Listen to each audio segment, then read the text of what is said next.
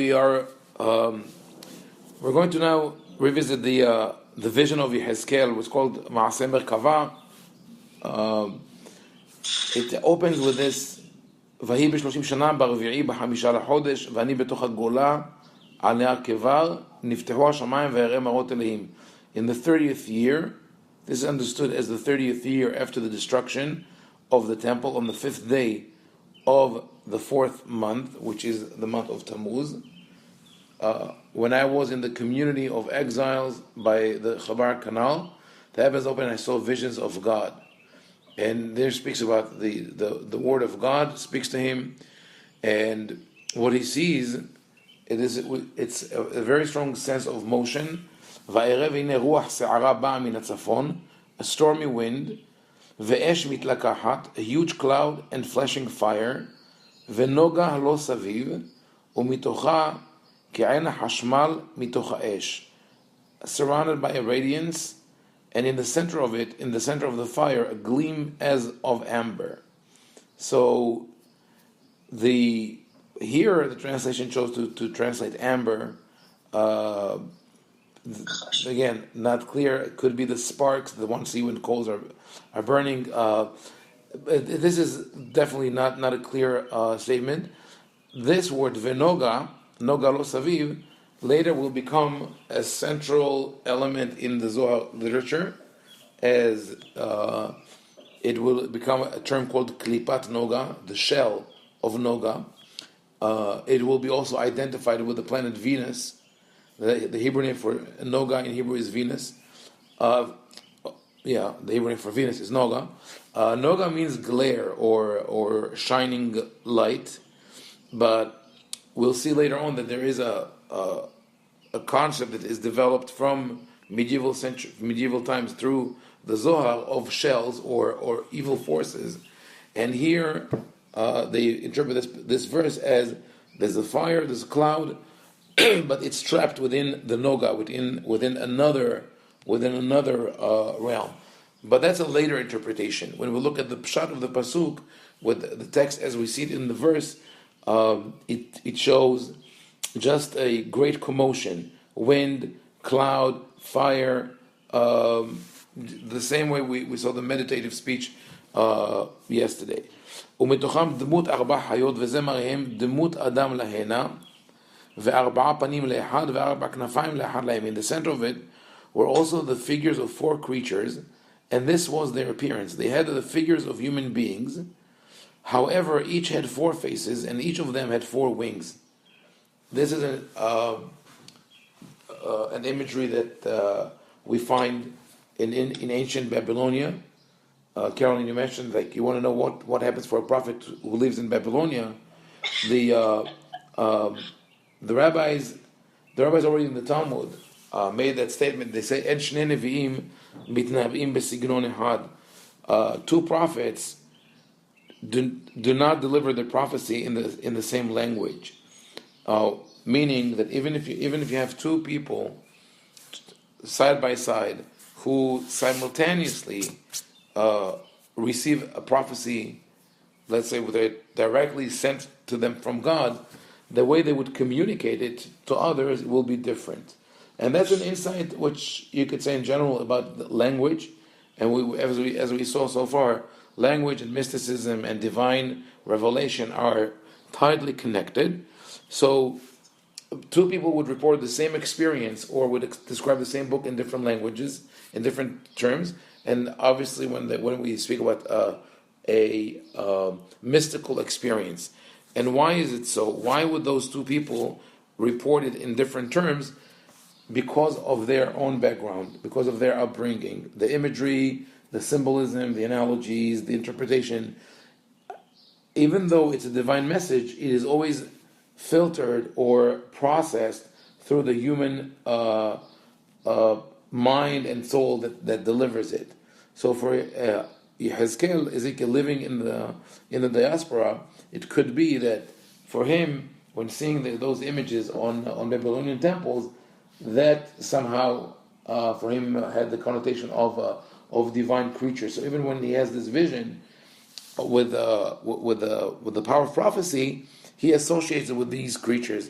Only in this case, they're not physical, they are fiery, sort of fiery creatures.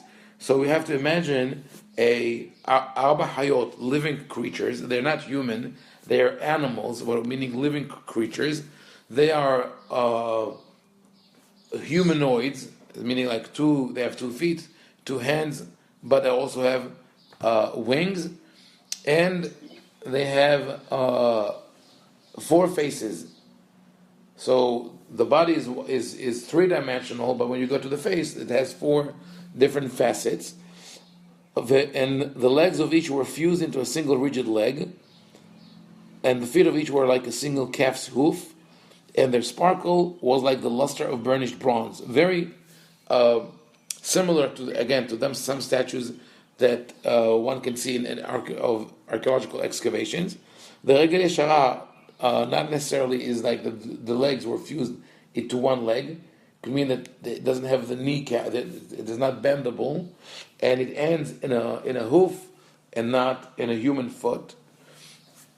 וידי אדם מתחת כנפיהם על 4 רבעיהם ובניהם וכנפיהם ל4. They had human hands below their wings. The 4 of them had their faces and their wings on their 4 sides. חוברות אישה על אחותה כנפיהם לא יישבו בלכתן איש על עבר פניו ילכו. Each one's wings touched those of the other. They did not turn when they moved. Each would move in the direction of any of its faces. Now that's translation. The Hebrew reads איש על עבר פניו ילכו. They all go towards their face, or in the direction of their face, which could be any of the faces, but as the translation says, but it's not clear what type of movement that is. It is, remember we spoke about tension that appears in mystical literature, and here is like one kind of tension. Here are, within this fiery storm, you have beings that are moving, but not moving at the same time. It's as if you see mechanical figures on a conveyor belt. They are moving very fast, but they have no motion of their own. And what are those 4 faces? Each of them had a human face at the front, and a lion on the right, an ox on the left, and an eagle at the back. And their faces and their wings, ופניהם וכנפיהם פרודות מלמעלה לאיש 2 חוברות איש ו2 מכסות את גוויותיהן. The word ופניהם וכנפיהם, in the translation they were separated, but in the text it should read as their face and their wings were separated from above. So this is enigmatic. It could mean that only the wings were separated, or the faces also, the 4 faces were somehow split from each other. And each had 2 touching those of the others, while the others 2 covered its body. ואיש אל עבר פניו ילכו, אל אשר יש שם הרוח ללכת ילכו לא יישבו בלכתם. And each could move in the direction of any of its faces, or each has one face that leads it. I would read it differently. I would say, but again, it's a very difficult text to read. From the appearance of the text, it would mean that those arba hayot, those 4 creatures are deployed in an array of, to the front, to the back, to the right, and to the left. So each one of them, even though represents all faces, but there is one face that is unique, or the leader of that creature. So their movement, therefore, would be sort of a expanding circle. They move out and they move back inside, and we keep on reading. דמות החיות מראים כגחלי אש בוערות כמראה הלפידים, היא מתהלכת בין החיות ונוגה לאש, ומן האש יוצא ברק. Such then was the appearance of the creature. With them was something that looked like burning coals of fire. This fire, suggestive of torches, kept moving about among the creatures. The fire had a radiance, and lighting issued from the fire. So these are different levels or images of fire. and they are dashing to and fro like flares. This translation just added that there's something between the animals, but it's not what's the Peshat says. V'hayot ratzov v'shov. The animals or the creatures themselves go back and forth in tremendous speed. So, just like I said before, he feels this incredible motion. They're not moving physically, their body's not moving, but their whole being moves. Like that, mechanical figures. There are wheels on the ground next to each of the four-faced creatures. They appear like beryl, tarshish, ודמות אחד לארבעתן, ומראנו מעשיהן כאשר יהיה האופן בתוך האופן. The appearance and structure of each was as if two wheels cutting through each other. I mean, at that point, even if you just try to understand the text as textual, you get perplexed. Whether you're a lawyer or an engineer or a mechanic, it sounds very strange, and it definitely seems like we have here an explanation or a report of an ecstatic experience. It's not about the word of God yet. It's just the overall feeling of when a person is in that state of mind.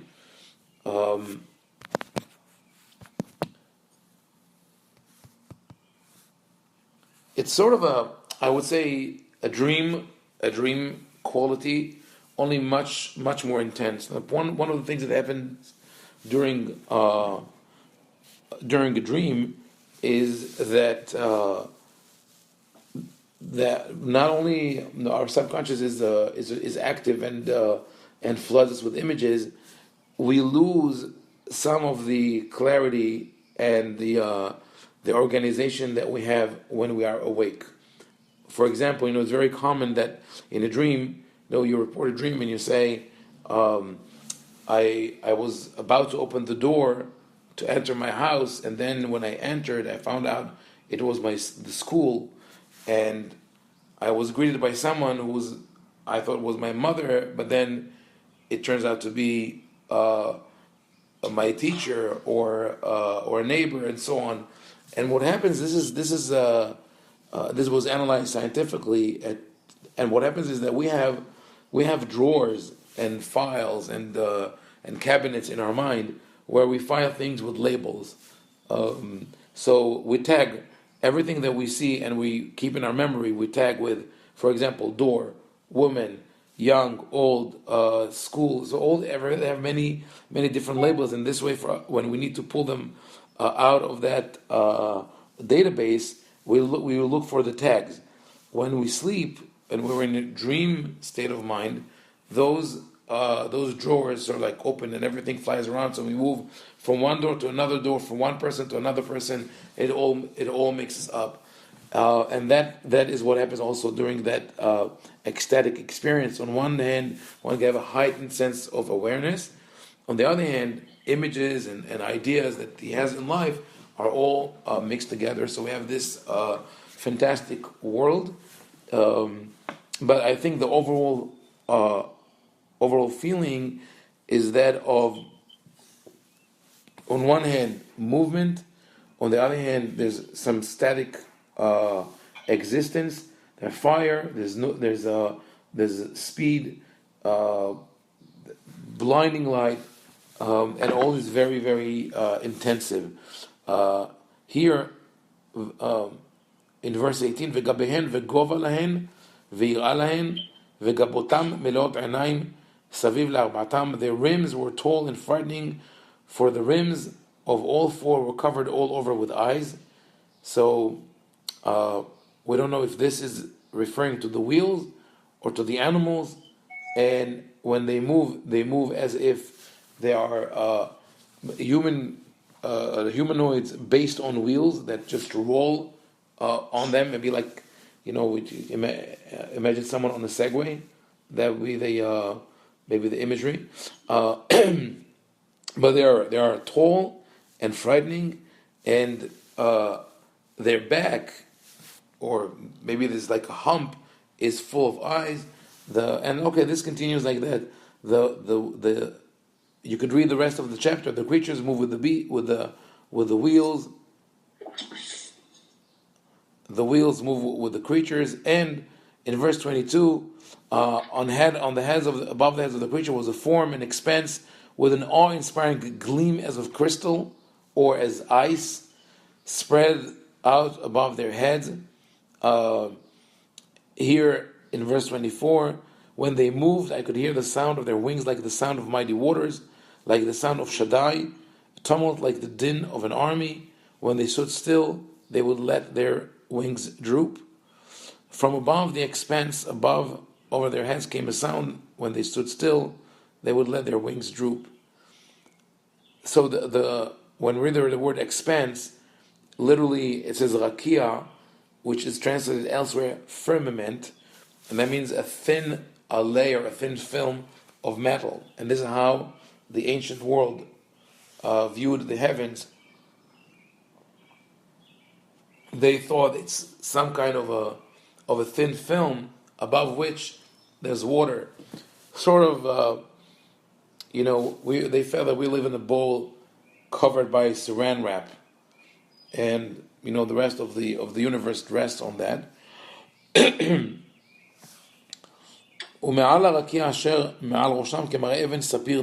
Above the expanse over their heads was the semblance of a throne, in appearance like sapphire, and on top, upon this semblance of a throne, there was a semblance of a human form. That is, of all the prophetic visions that we have in the Bible, this probably is the phrase which is closest to an anthropomorphic statement saying that God looks like a human. Let's go back to text. From what appeared as his loins up, I saw a gleam as of amber, what looked like fire encased in a frame. And from what appeared as his loins down, I saw what looked like fire. There was a radiance all about him. So it's a blurry image, something that resembles a human being through fire and lightning. Like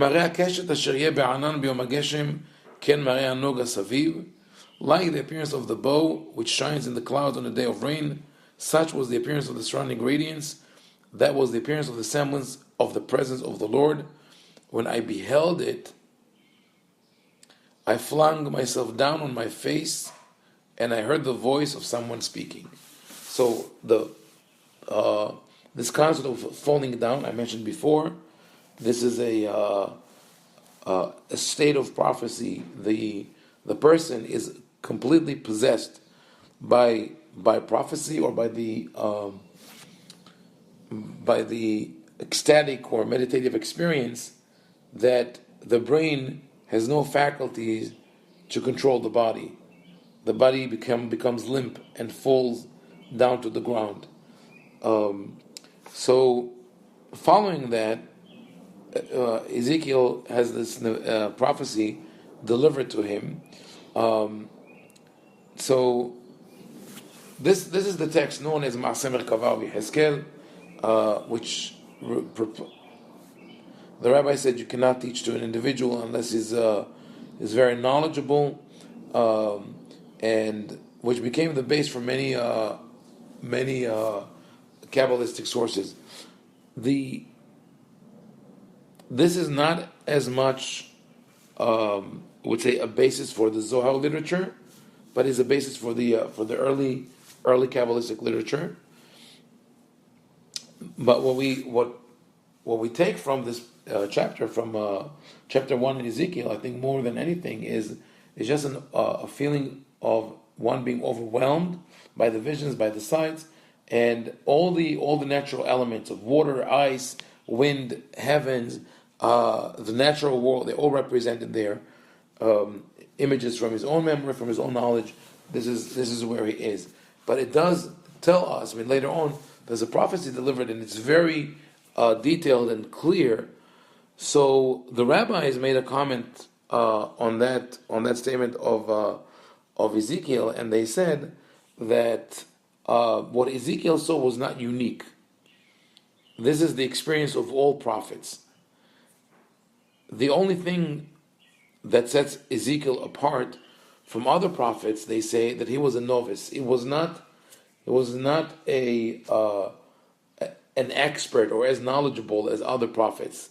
And their analogy was, they said Isaiah and Ezekiel saw the same thing. But Isaiah was the urbanite. He lived in the city. He was used to all the sounds and images of the city. So he was not impressed. He was just reported in simple terms. But Ezekiel was like someone who comes from the village and visits the city for the first time, and is taken aback by that, by the commotion and the images there. So this is the sort of like one of the primary texts of of mysticism or of ecstatic experience in the Bible, the vision of Ezekiel. But let us before we move on, we're going to go back to the Sefer Yetzirah and the historical overview. What do you feel in terms of what are the main message of this chapter? What do you see here that is really catches your attention, or you think needs to be more elaborated on? Anything in specific? John?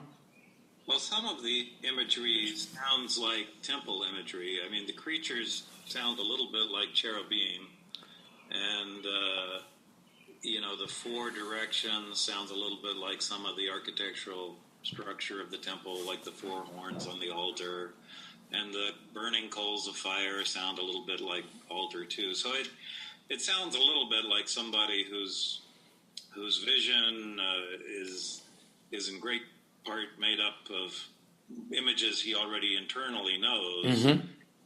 and he's just kind of projecting them on something that he really can't describe. Yes, and I think also it works on the other way, which is that the structure of the temple, part of it was had to do with those images that people do experience when they meditate, or with fire is always involved, light is involved.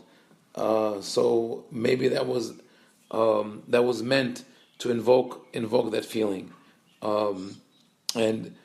But to that, okay, we'll add when we do the historical overview that we have to have in mind that the Torah tries to mitigate the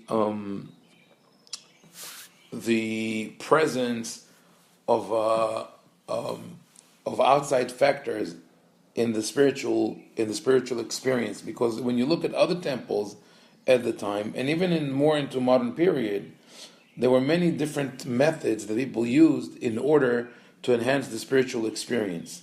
So we spoke already about, in some cultures people would use drugs.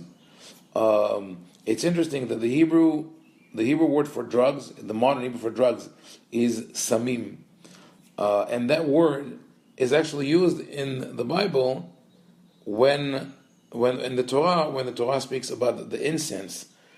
The Torah says, "Vayomer Adonai el Moshe kach lecha samim, nataf ushchelet." Actually, God says to Moshe, "Take samim," but samim means herbs or different different substances with good smell. So they were not drugs, but they created this pleasant environment. And then we know that this also, incense is an element in many temples until today. Actually, there was a while when in Israel where people used to sell incense sticks in bus stops and all that, and the rabbis went against it, saying that this is like paganism. You shouldn't do that. You can't bring it home because it's part of the worship of Hinduism or other cultures. But the Torah does allow for the Ketorah to be there, but that's it. I mean, there's incense and there's fire, but but drinking is not allowed. This is very clear in the book of Leviticus. After the children of Aaron die, when they bring that foreign fire, and it could be that that foreign fire contained elements that that were not permitted. It's not that were not killed because they presented fire that they were not commanded to present, but rather because they mixed it with certain elements that were not supposed to be there. Sort of like enhancers of the meditative experience, drugs or anything like that. That could be a possibility, because immediately after that, the Torah says, "V'yayin v'shechar al tesht ata uvanecha itach." You should not drink wine or any intoxicating beverages when you come into the temple. So from that we can deduce that it was a common practice in other cultures to drink, and we know we have records from the Greek and Roman literature about the orgies that were conducted in the name of in Greece it was the name of Bacchus, the god of wine. We have the term Bacchanalia from those celebrations, and in Rome it was in the name of Dionysus, who was also the god of vineyards and wine. In Germany, it's Oktoberfest, but also sort of. But the drinking that was done in the temple was not meant to create. Not in the Israelite temple. In other temples, drinking was part of the service to get the priests or those who were communicating with the audience to that level of a different state of mind. In some places, it was done through sexual intercourse, and that was a common phenomenon at the time of the Bible. Even in our temple, in our tabernacle, we had the phenomenon of kedusha, of what the people call like sacred prostitution that was offered in the temple, and that was part of bringing people into a certain state of mind. Maybe on one it's ecstatic, on the other hand it's a form of letting loose and dropping barriers, and allows people to maybe overcome inhibitions. But that was looked upon unfavorably by the Torah, and the Torah several times says Lo yilecha kadesh. This practice of kadesh should be shunned. It's not part of the temple service. So the idea of fire and smell, that those elements are present in the temple, but other elements such as drugs or drinking or sexual interaction, those are barred from the temple, and the service is done in more focused and organized manner. I would also say it's interesting to know that in the temple there was a separation between the external or the outside altar, that of copper that would stand in the courtyard, and the inner one where only incense was brought, as if to draw a line between that crude type of worship, which is carnal or carnivorous, that people eat meat and all that is supposed to provide for the mundane needs of the body, and then inside there's something which is more spiritual. And in Hebrew, the word smell and the word spirit are related. Smell is re'ah, and spirit is ruah, and that stems from the understanding that that smell is sort of a sense that is on the border between the abstract and the physical. So that is like based on your comment of how this resembles the temple. Okay, what else do we see here in this chapter?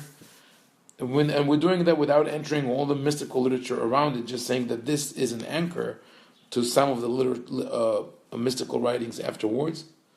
So that connects to the verses that we saw in Yirmiyahu, where he speaks about the word of God is fire in his heart, and on the general idea of Bnei Nevi'im. Fine. One of the things that when we're reading, I also felt this way with the passage from Sefer Yetzirah, that there's such a complete loss of control here. It's so outside, what could be, normal, conscious, controlled human behavior that I can imagine. This is a very startling, image. So I can understand why it would generate so much fear and anxiety from a group of, from the rabbis, from those who are charged with maintaining a sense of control over, the ritual, over the community, right, over the learning. So, right. This whole complete loss of control is it's a scary experience. It's a scary experience. So it's true, because this, if this is a report of an actual spiritual experience where someone is lost in the moment, right, is overwhelmed by all the images and experiences, but he reports it in writing, and when you read it, you sort of like get the idea of what is happening there, and you say, okay, I want to go and try this, and it's, it occurs to me, I was thinking like more than once that maybe that's the reason that that people, at least in America, enjoy roller coasters so much. I personally, maybe because I'm an Israeli and I had enough thrill just riding the bus in Israel. It was scary enough. You never know if you get off the bus alive. I never found it exciting to be on a roller coaster, but I think part of the excitement that people have there is, it's, I don't want it to sound like blasphemy. It's just like the people attempt always to get to be somewhere where they cannot be on a regular basis. So it's exhilarating for them. People scream.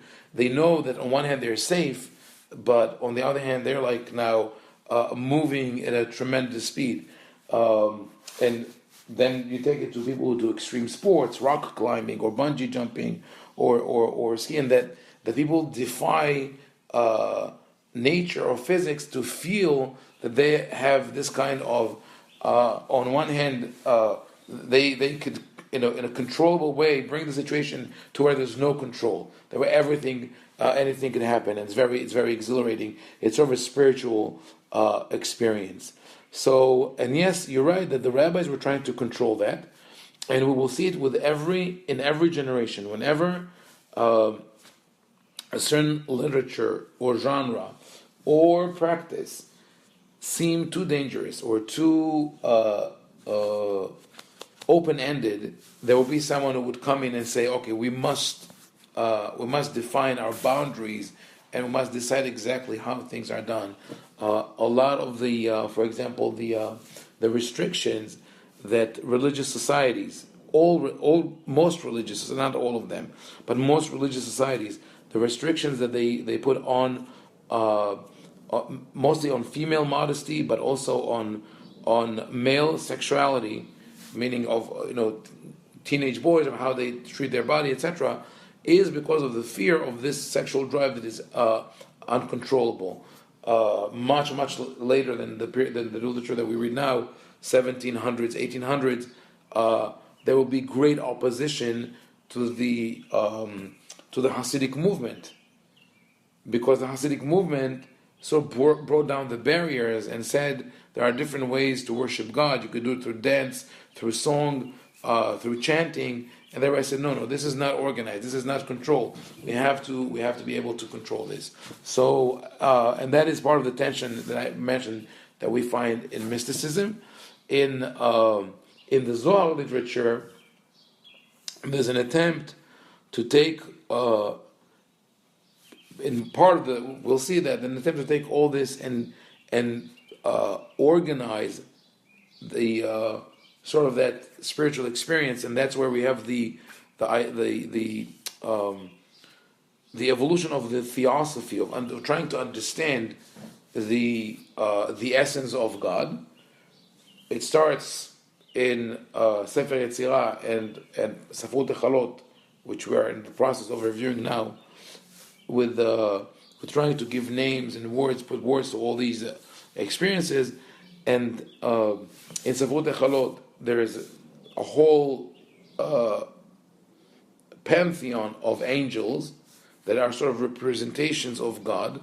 Some of them are referred to as God Himself, but they're open like some scholars use the word paliroma, sort of like a fan, that there are many facets of God, there are reflections of God, and later on it will move towards the theologies of layers that people still use today in mysticism, that of the Sefirot. There's a hierarchy, and it's sort of the light that emanates down to the world. I think part of it is an attempt to merge the ecstatic world, and this is where there's no control and no boundaries, with a systematic theology. But as we'll see when we get to the Zohar, even that is very complicated, and there are many contradictions, many different synonyms for the names of God, for the names of the Sefirot, etc., etc. Okay, so let us return now to the text of Sefer Yetzirah.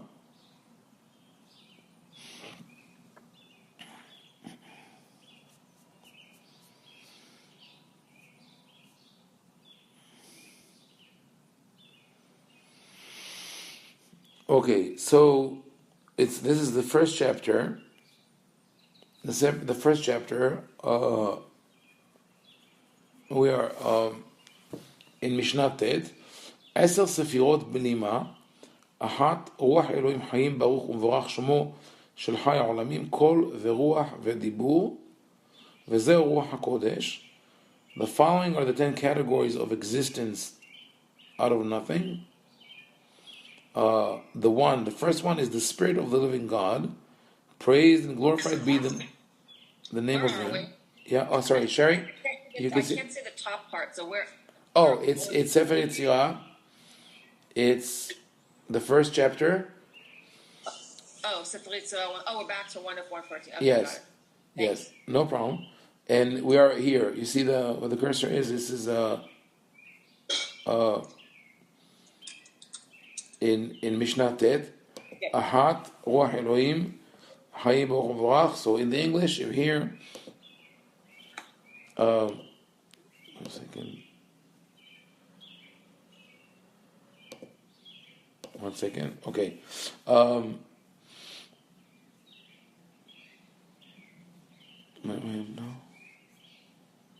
Here.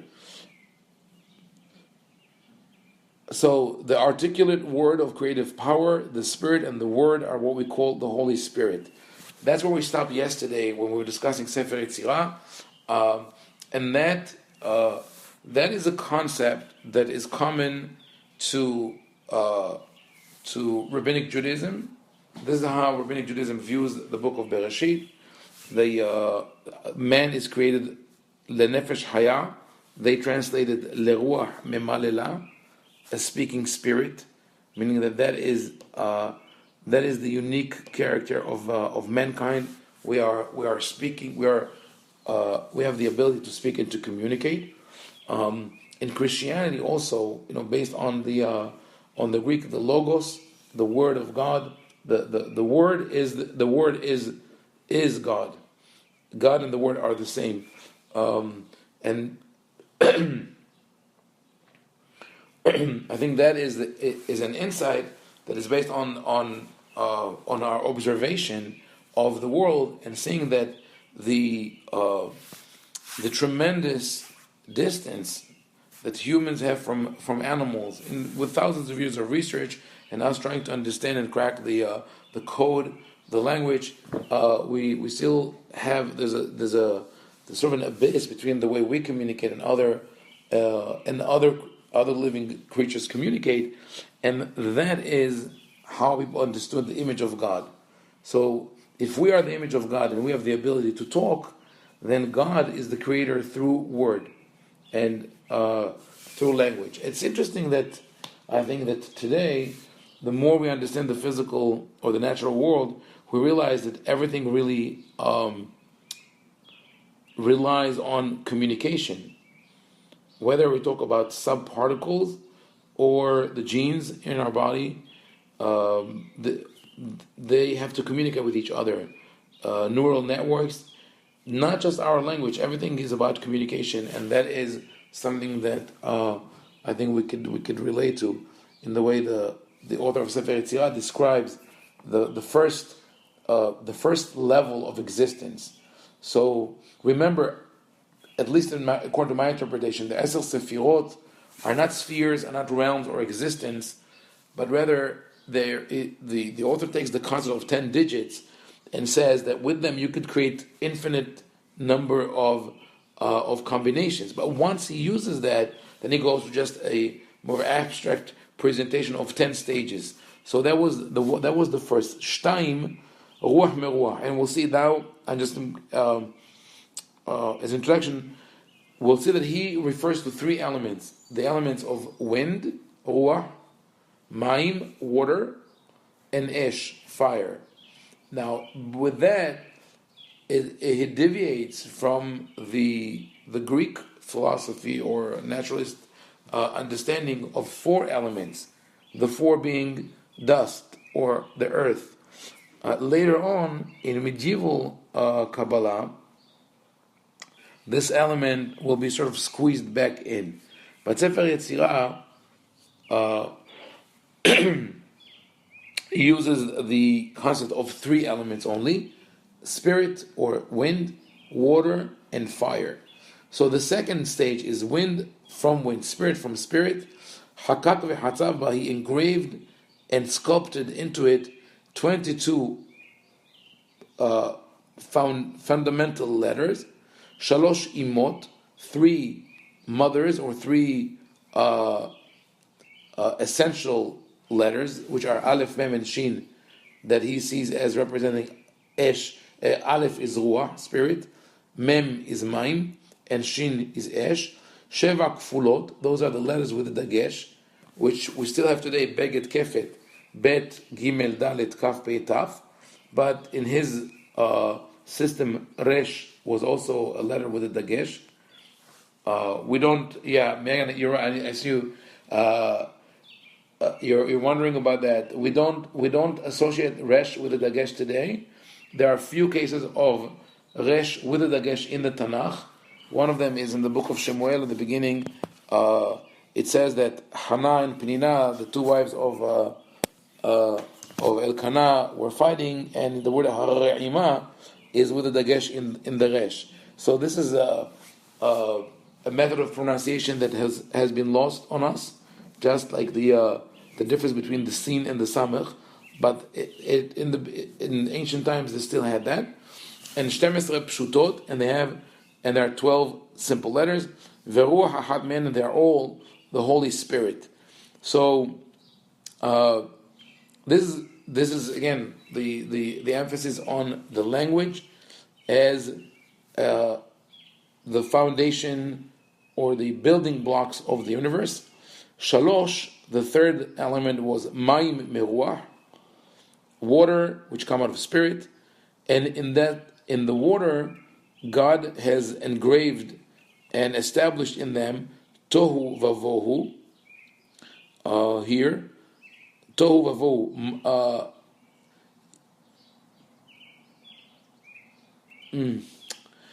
So the word Tohu Vavohu is the term Tohu Vavohu is found in the beginning of creation, the beginning of Genesis, and it's not a clear term, but most commentators agree that it's from the Hebrew terms of Taha Ubaha, to wonder and to be astonished, as one does not understand what is happening. Tohu Vavohu, you just look around and there's no lack of clarity of inability to grasp reality. So that's why we translate it usually as chaos.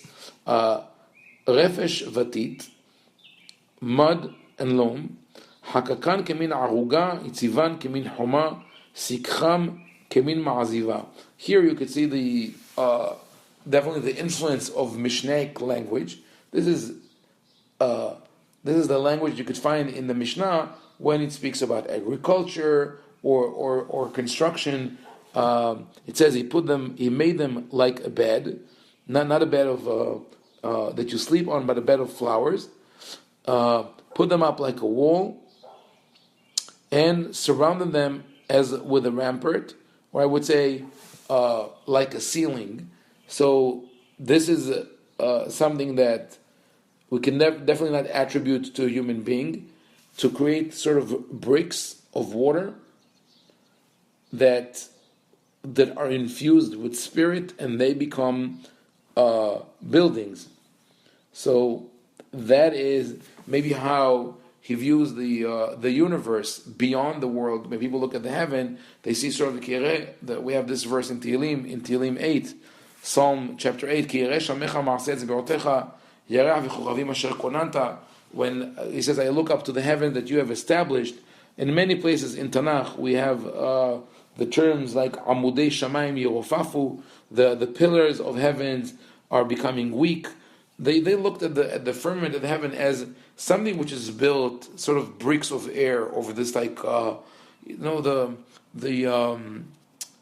concept of ether was still part of science in the 19th century. They believe there's this mysterious material that fills the world. It's the ethereal matter. So that is what we see here. Arba esh mimayim hakak v'chatzav v'kisei hakavod seraphim ve'ofanim v'chard hakodesh u'malachei hasharet u'mishloshtam yasad me'ono shneimar oseh malachav ruchot mesharetav ve'yesh lo het. Finally, fire or ether emanated from the water, established by it the throne of glory, the seraphim and ofanim. Seraphim is a word still used in English. It comes from the word seraph, to burn, so it's a fiery angel. Ofanim is wheel, so this constant movement. The holy living creatures and the angels, and of these three he formed his habitation. These three are fire, spirit, and water. And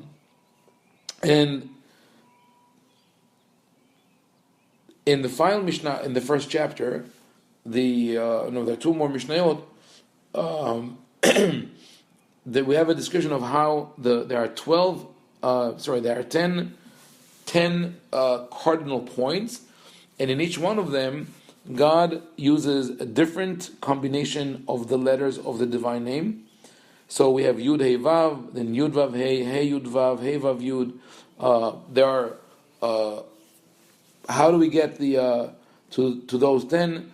There are 3 that are part of His name, and then we have the down, east, west, south, and north. So there. Where's the 4th? Again,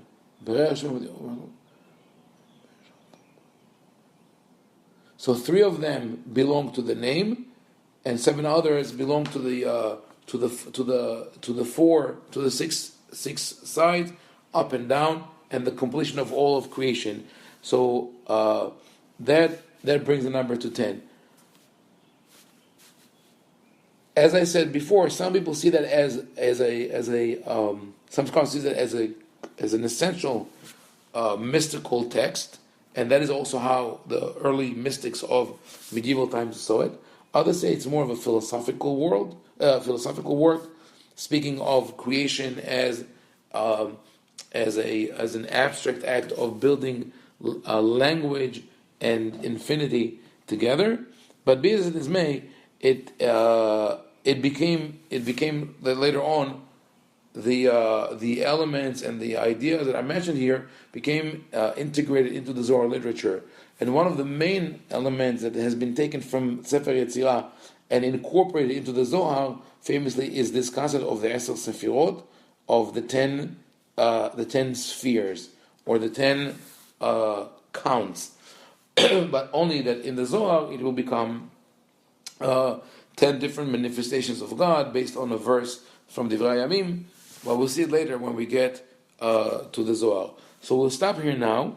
We will analyze in the next session the text from Sefrut Echalot, and following that we'll have a we'll have a sort of historical overview of the rabbinical period up to medieval times to see the social and cultural influences and where Jews were concentrated and active in their each in their respective place. So let us take a break now.